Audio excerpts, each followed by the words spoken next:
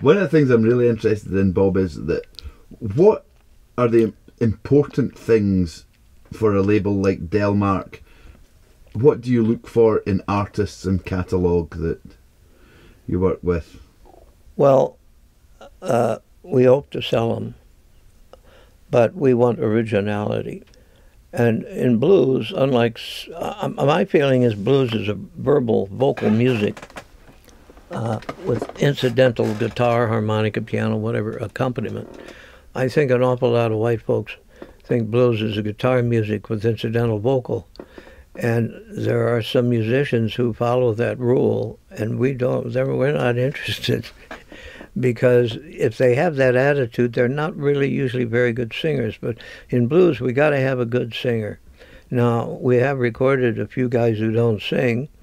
The boogie-woogie piano players, Albert Ammons, Pete Johnson, Meadlock Lewis, they didn't sing. Dave Spector and one or two other young white guys don't sing. They have sense enough not to sing to get a good singer to work with them.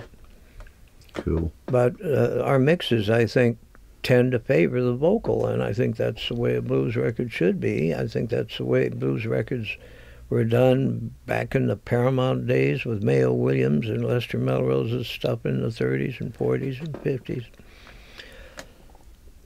And I think Chess was aware of that.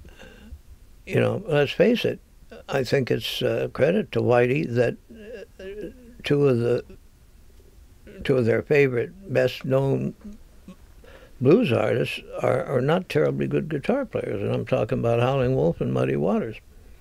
What they play works, but nobody would. And they each had, of course, always really great guitar players who didn't sing, usually, with them.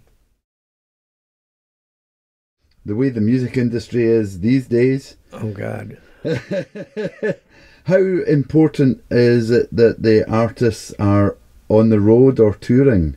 It's vital. Not only that they be on the road, and we do record artists who can't go on the road very much because they're not recognized yet or they have good day jobs. Toronzo Cannon is a good example. He's a CTA bus driver. Hope I got the right name. But he does get out, you know. He is such a straight-ahead person. It's a wonder he's a blues artist. You think of blues artists as being junkies or potheads or usually drunks, but that's not always the case. In fact, it's not very often the case anymore. We do insist that if an artist records for Delmark that he sell his records on location, because after the first year, sales of a record can go as low as 5% of that first year. This didn't used to be the case. Usually you had 2 or 3 years of really good sales.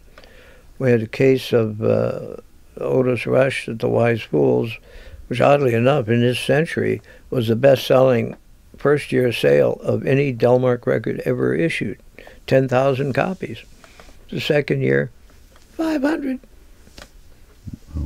And Junior Wells at Teresa's, 9,000 the first year. It's the runner-up. Second year, 450. And they've been doing 300 and 400 since. But one of the things that keeps us in business, Hoodoo Man Blues did last year 4,000 CDs and 2,000 LPs, and Magic Sam's West Side Soul did about half as well. I find it weird that, I think Black Magic's as good as West Side Soul, and I think Blues Jam and On Tap are as good as Hoodoo Man Blues, but for some reason those first records by the LPs by those two artists are big sellers, and they keep us in business. An artist selling off the bandstand can sell more records after the second year than we can sell in the rest of the world. We have records, we have 12 items in the catalog, and several of them were blues records we did not ship in the year 2011 or 2012. 4 of them we sold in the store. We sold 2 copies of 2 of them, and one copy each of, no, I think it was 5 of them.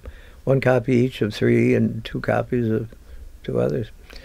And, well, in the old days, the decision whether to keep a record in print was based on the paper, the LP jackets, or the paper to make jackets from, or the booklets and tray cards on a CD.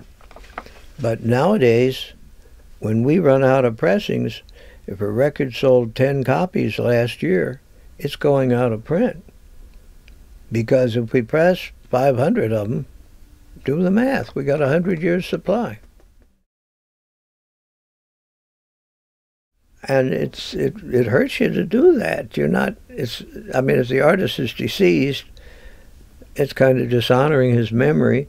If he's alive, you're not helping his career by taking the record off the market. But we've got to face some of the facts of this situation.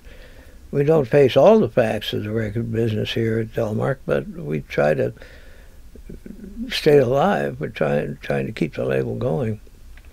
So we're deleting, I forget exactly which artists, and I don't popularize our deletions that much.